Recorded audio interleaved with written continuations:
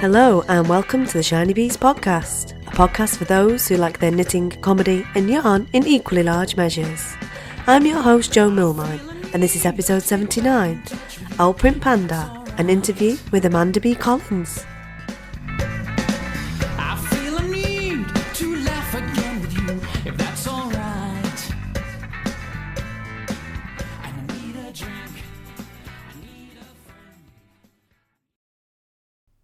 Hello and welcome to the show. As you can hear, I'm far from my best in the vocal department, so I'll keep this intro very brief and save all of the fun for the next episode when, hopefully, I won't sound quite like a teenage boy who's about to have his voice break. So I'm delighted this week to welcome Amanda B. Collins onto the show. Amanda, who also goes by the name of OwlPrintPanda, is a Glasgow-based knitwear designer, and she also makes beautiful stitch markers as well, which you can find in her Etsy shop. Links will be in the show notes.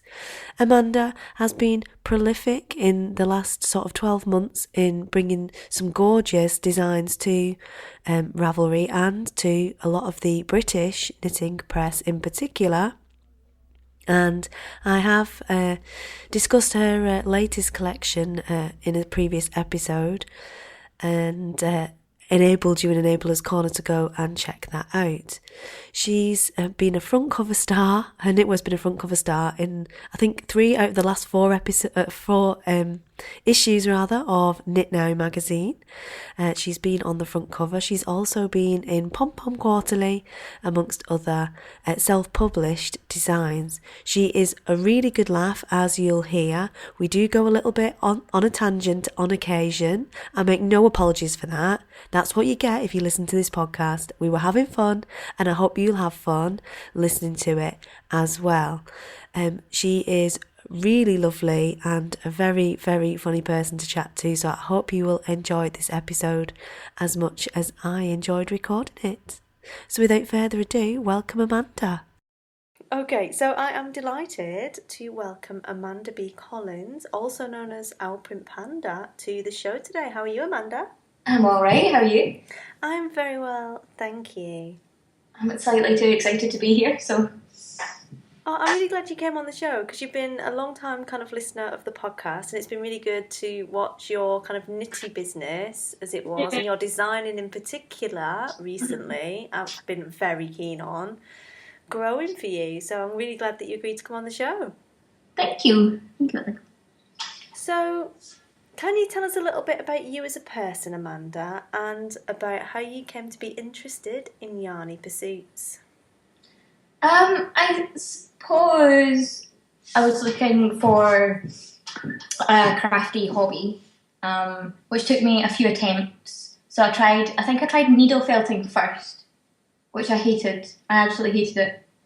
Because I saw those cute little tiny animals that people make, and mine looked like fuzzballs, which was really disappointing.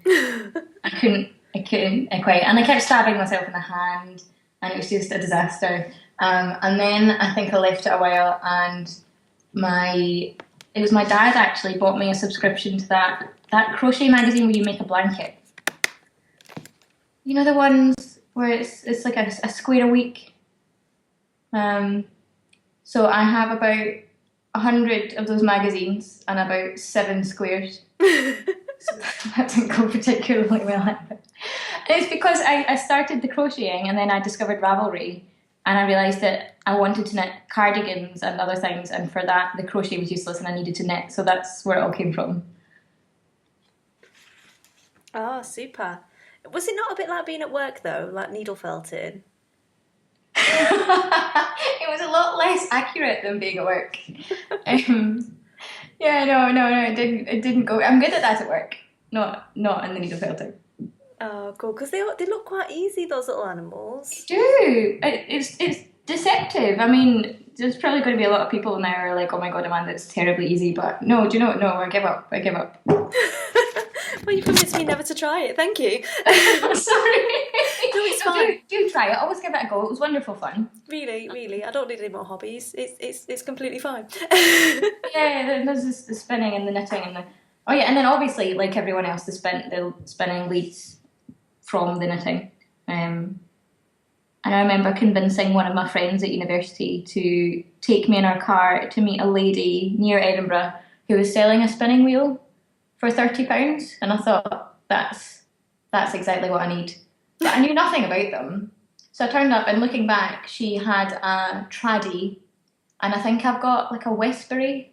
Mm. So I was like, I didn't know what to choose, so I just asked her. And then, do you know what? She was really lovely, and she sat there for an hour and showed me how to spin. Oh, amazing! Oh, so yeah, that was it. Past the point of no return. Down the slippery slope. Yeah. So, what was the tipping point then that turned what was your hobby via a couple of other fibre-related hobbies into more of a business? Just a couple. Basically, it wasn't particularly deliberate. Obviously, I was aware I was doing it. But I think the first things I made was the fox bag, which I had just made for myself, really. And then a couple of people on Ravelry, I showed it off on Ravelry, and a couple of people asked for it. And it really came from there, and it actually went ridiculously well. I remember being very, very surprised how well that was received.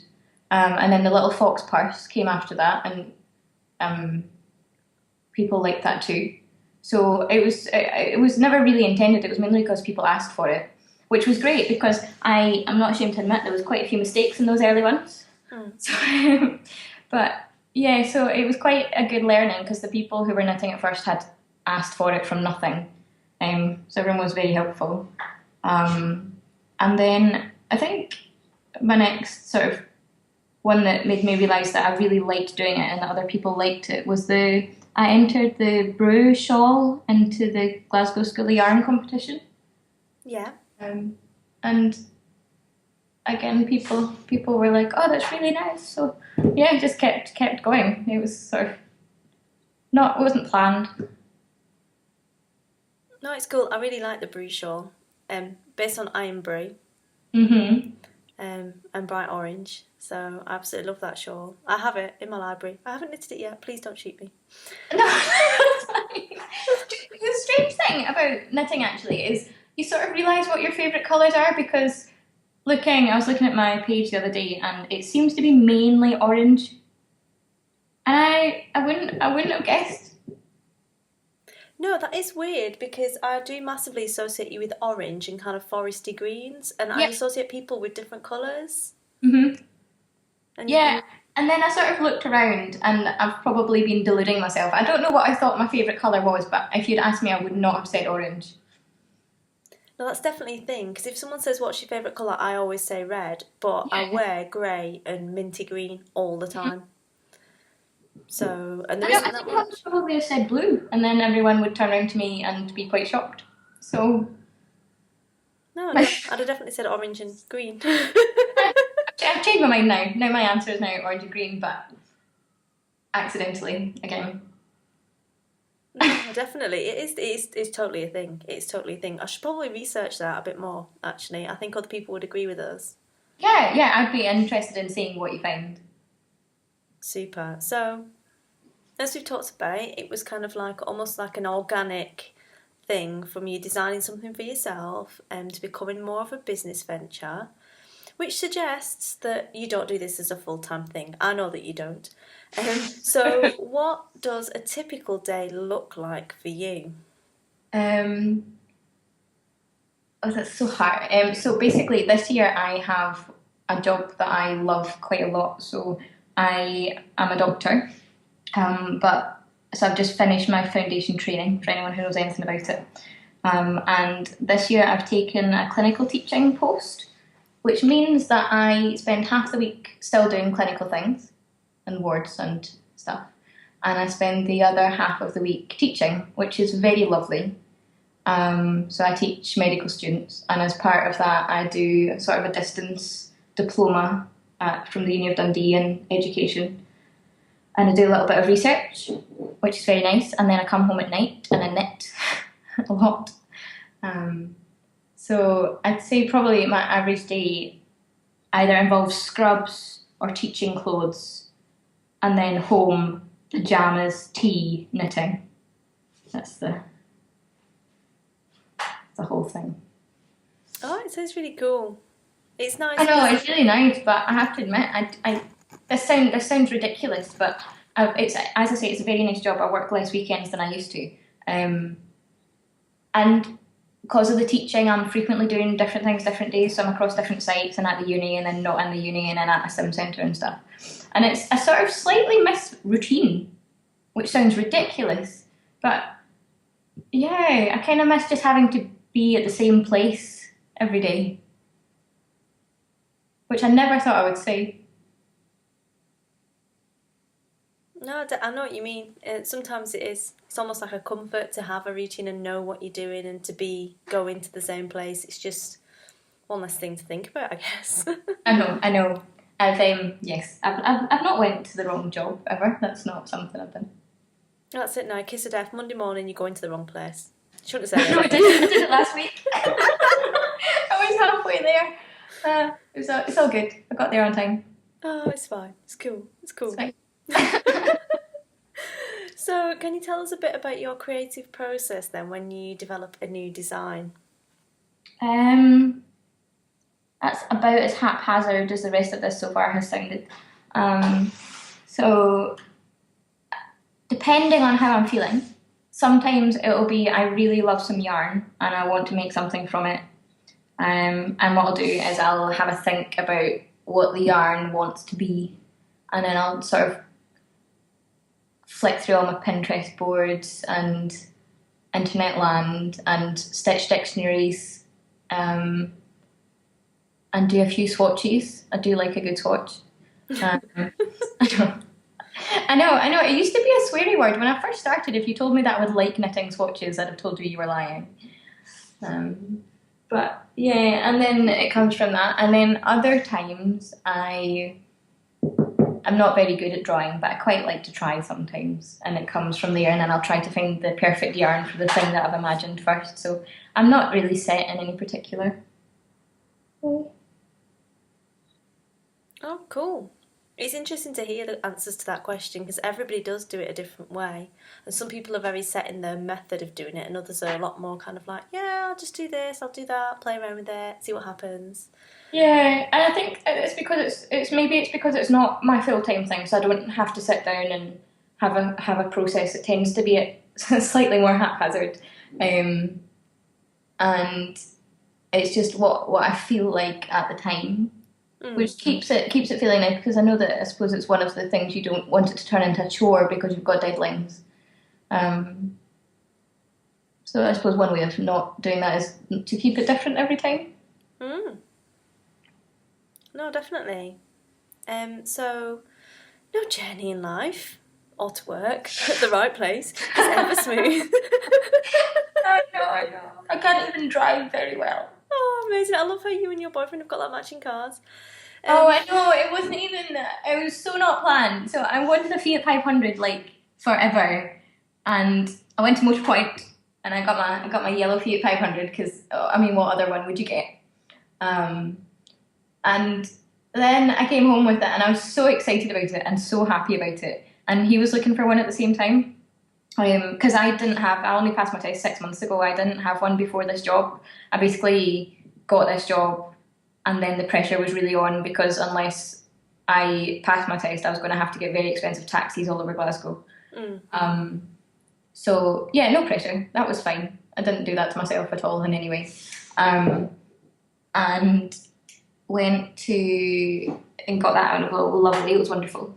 And then I think maybe my excitement rubbed off, and I don't know what happened, but the next week we went back to the exact same place and he bought the same car, but I'm doing that air quotes and nobody can see them, but he bought the sport version, which of a Fiat 500 makes no difference to the car whatsoever, except the speed dial is digital and the steering wheel is a slightly different shape. Oh, and it's all black and shiny instead of bright red inside, but it's sport in the loosest sense of it. It looks a little bit sporty. It's very cute. Is it not like a firmer ride? Normally sport just means like hurts your ass when you're driving. No, No, it's the same car. It feels like the same car. So it's just a sport trim. It's not Yeah, I sport think so. I think performance. it's just decorated sportily. Go faster stripe. A knitted one. Yeah, Knitted I-cord stripe down the side. yeah, something like that. Should totally do that. I've completely forgot what the question was. Something. I think you were going to ask me what has gone wrong. Yes. And then we got lost, like my car. Possibly distracted by your twinny cars. Right, okay, so imagine that we did this properly and we're taking the podcast seriously. I'm terrible, I don't even care. No journey's ever a smooth one. Let's not mention the cars.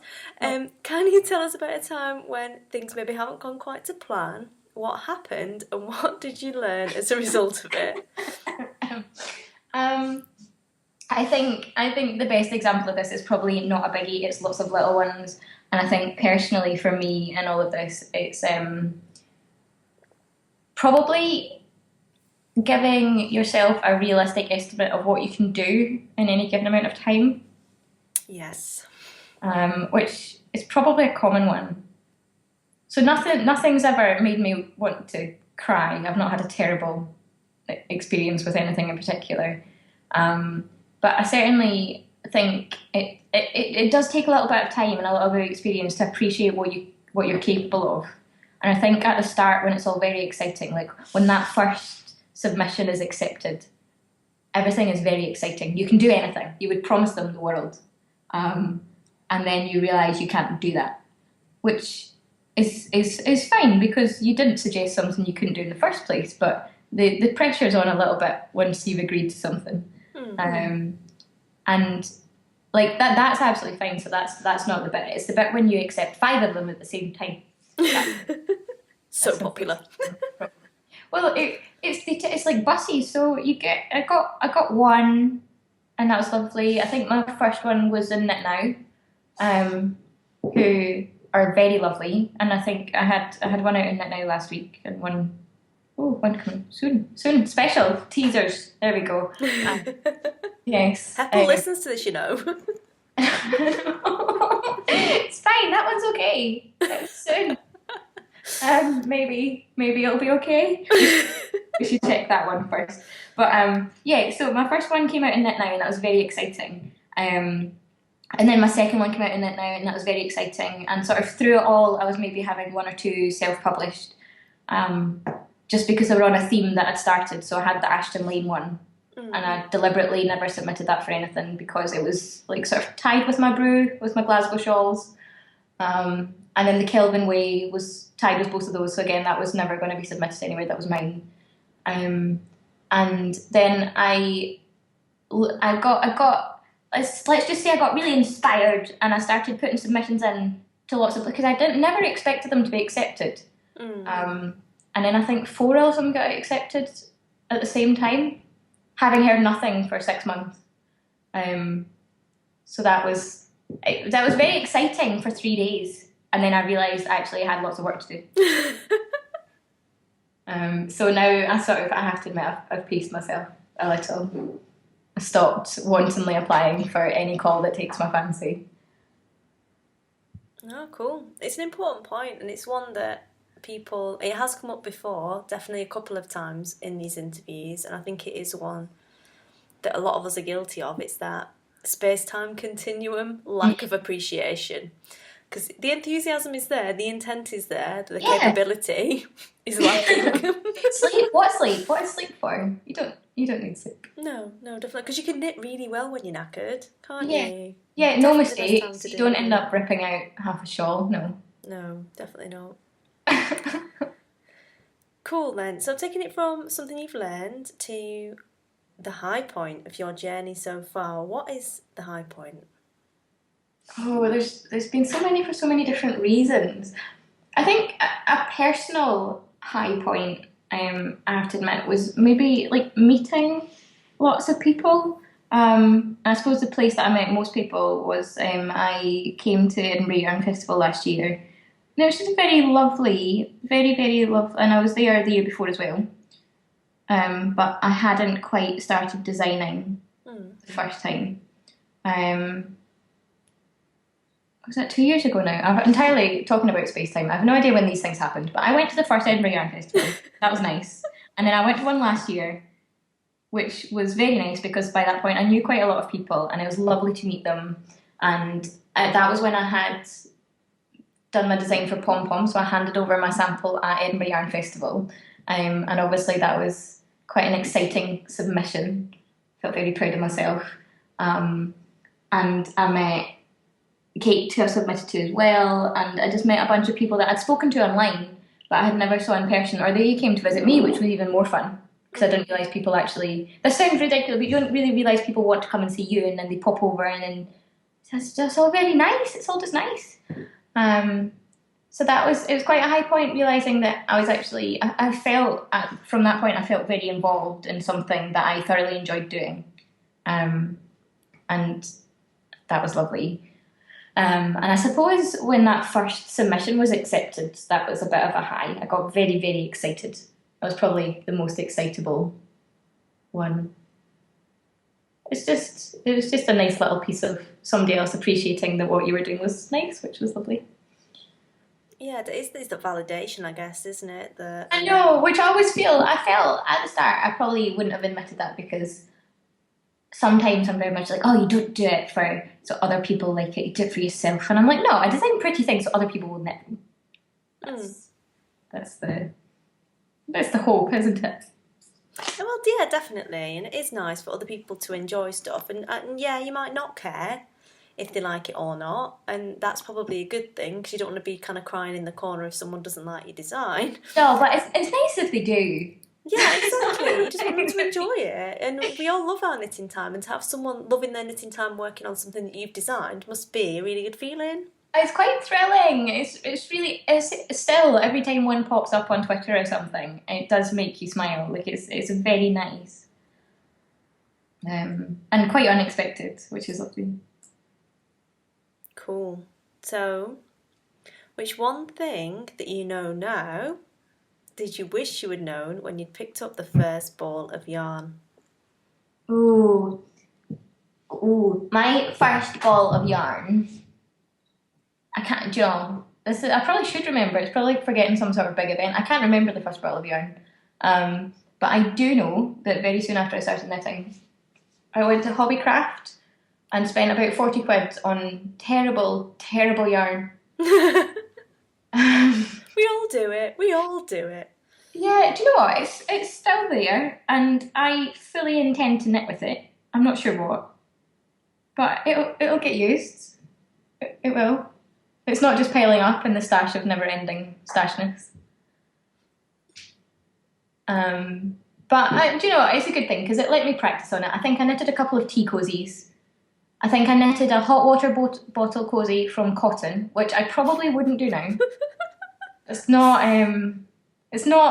the coziest of fibres.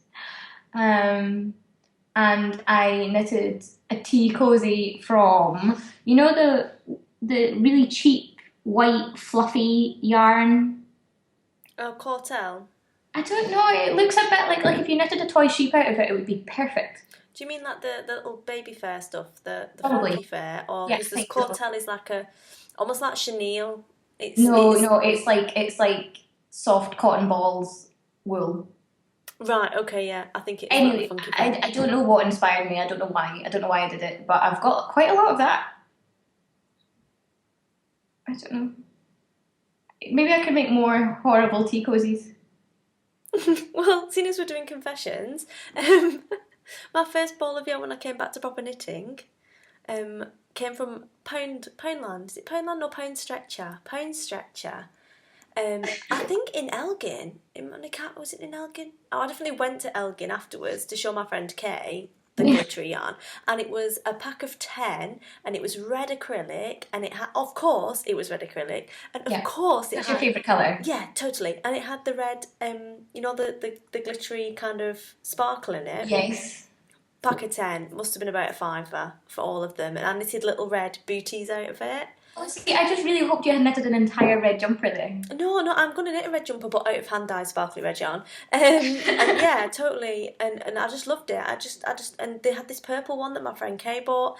And I'm not even sorry. I'm not even sorry, because sometimes they kind of really, you cringe now and go, wow, what was I thinking? But that first set is what brings you back into it, and it's what gets you excited. And if you don't know any different, if you don't know there's a gourmet burger company when there's McDonald's right there, you just, till you get into the whole thing, you don't know, do you? I know, and there are things, like, if someone ever asked me to knit them, like, a cheap and easy kiddies jumper to be thrown in the wash over and over again, I would use some of the horrible green stuff I bought that day. Yeah, so, and I actually like the fluffy bear yarn stuff. I like funky fur, and I like eyelash yarn. It's got its place. Do you know what? Maybe I'll just knit some sheep from it, as it is obviously intended to be. You should totally do that. I should. Oh, and I remember, actually, I think I shared it with you at the time because you were talking about terrible yarns. I went to my dad's recently, and apparently I was given this when I was about 12, but don't quite remember. But it was pink sparkly eyelash yarn. Oh, nice.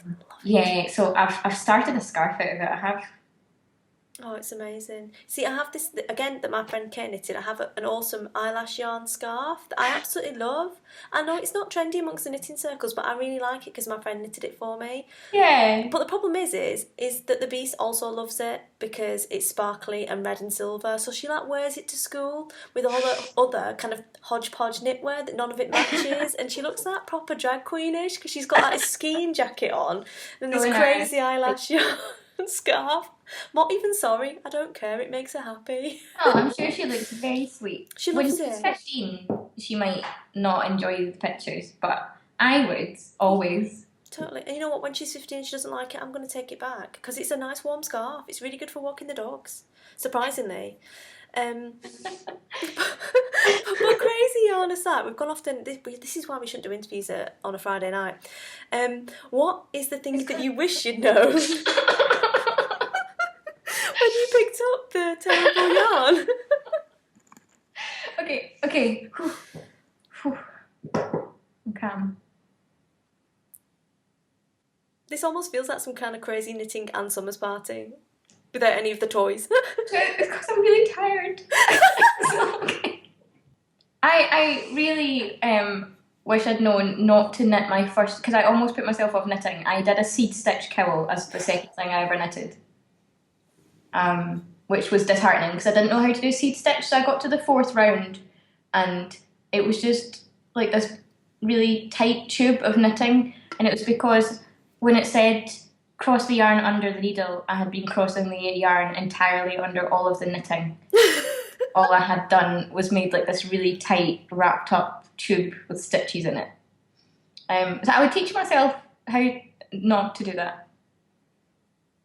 Easy done though, you know. That's why pattern clarity is really important. That's what it said. It just said run yarn under active knitting or something. So I did.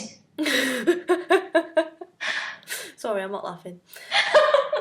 It was really painful as well, so it took me like 4 hours to get 3 rows done. Shame. To rip it all out again. Could you be pressed on though? Yeah. It was fine. And then I did my cotton hot water bottle cozy, so it's all good.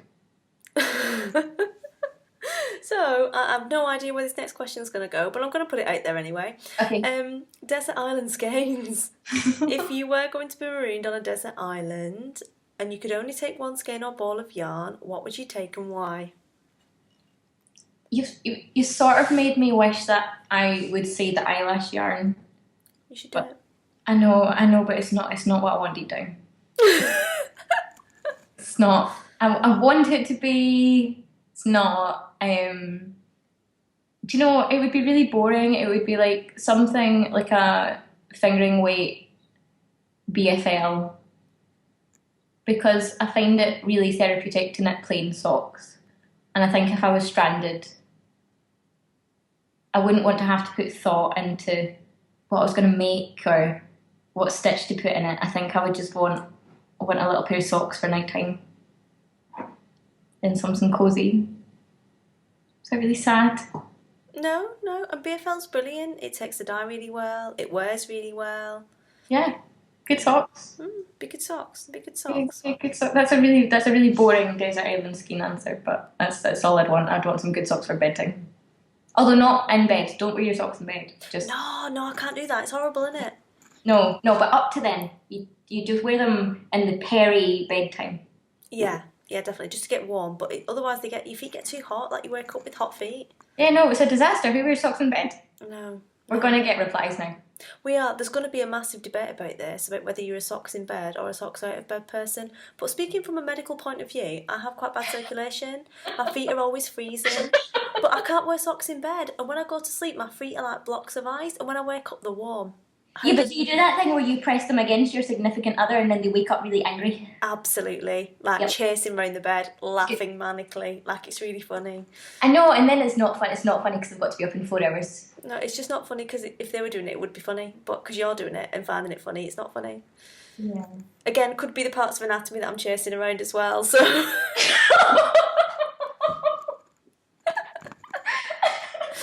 if you're going to banter someone, you've got to take it to the next level, in my opinion.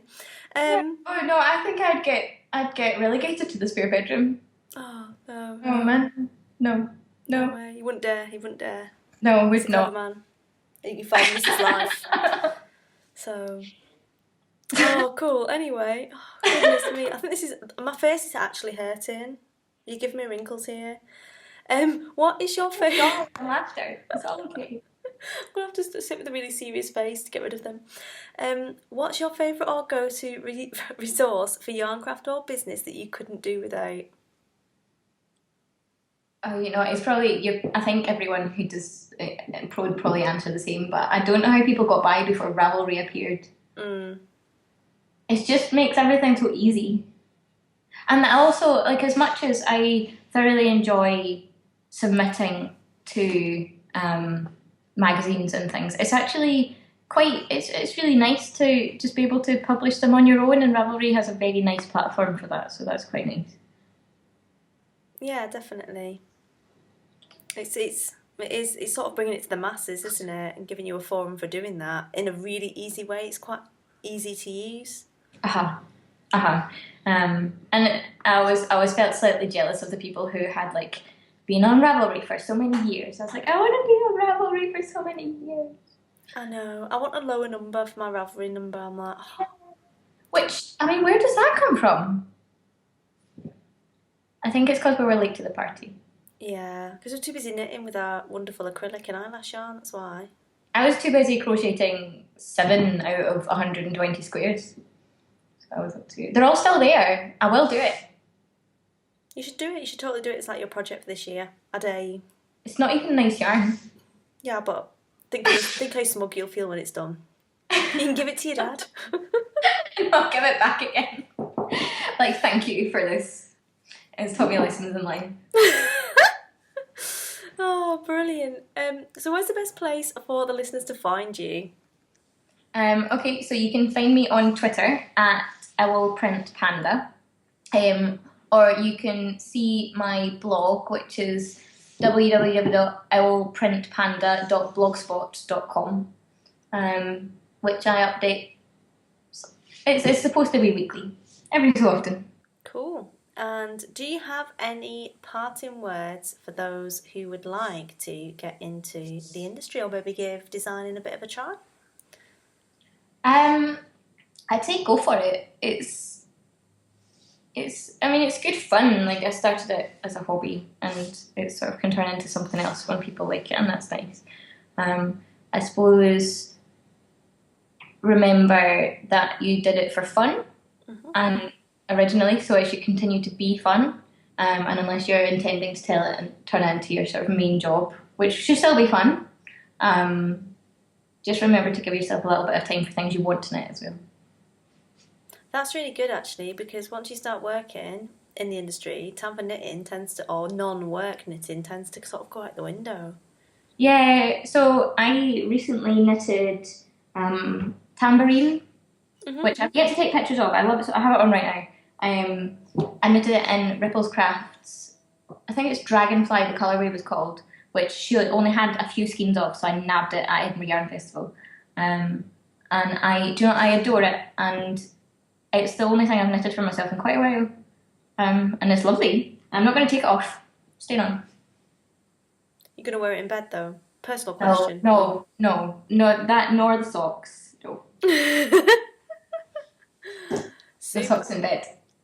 It's going to be a hashtag now. It is. It's sort of going to be. There's going to be a massive debate. Definitely. So what's next for you? What can we look forward to from Amanda Collins over this year? Okay. I have a couple of patterns coming out in magazines, which will be nice. I'll pop them up on my Twitter and my blog when they arrive.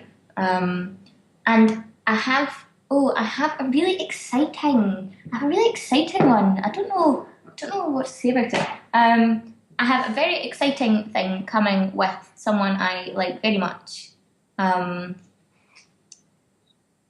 there's lots of yarn from lots of indie dyers from the UK. And it's going to be wonderful. That's what I'm going to say. Now it's up. Now it has to deliver. Oh my goodness, what pressure I've just added to myself. Oh, cool. Well, we'll look forward to that. Maybe you and this mystery person can come onto the show when it's done and tell us all about it. Oh, that would be good. We should do that. Okay, that's a plan. Super. Okay then. Well, Amanda, thank you so much for your time and your insight and some stellar banter. I must say, I've had a really good laugh during this interview.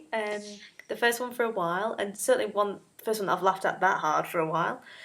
So thank you very much for coming on to the show. It's been an absolute pleasure.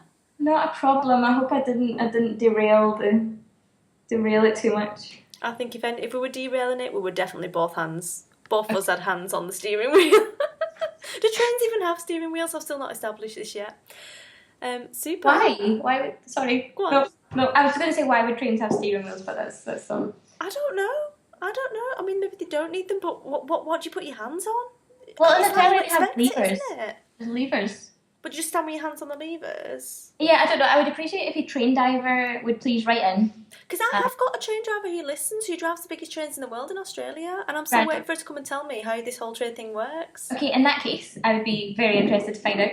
Oh, yeah. And, did they just put that one there, like, for show, to hold on to? Like, old people have to hold on to the things in cars, like the little hangers in the backs of cars. And when you go in a corner, old people have to hold them. Like but see, when I'm driving, sometimes David holds on to that and makes noises as if he's kind of scared, which I'm sure that's not a problem. Do they have extra kind of go faster stripes on the sport version handles? Well, no, it's when I'm driving and I go around the corner and then all you see is him grabbing onto something and going, It's fine, I've not crashed that car. It's been a whole 6 months. It does sound like you crashed another car, though. No, I'm good. That was my first. It's my baby. Oh, that was my new car crash story then. Until I was 24 to be able to drive. Oh, amazing. Super. Well, thank you very much anyway. No problem.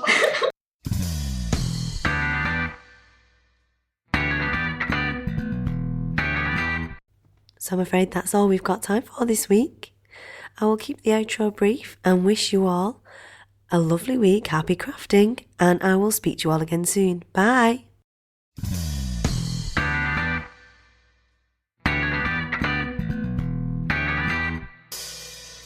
You've been listening to the Shinybees podcast, a podcast for those who like their knitting, comedy and yarn in equally large measures. If you'd like to get in contact with me, you can do so via the blog, or I'm Shinybees on Ravelry, Instagram, Twitter, Pinterest and Facebook. You can email me at shinybeesinfo@gmail.com. Music for this episode is provided by Music Alley, and it is Adam and the Walter Boys and I Need a Drink. I need a drink.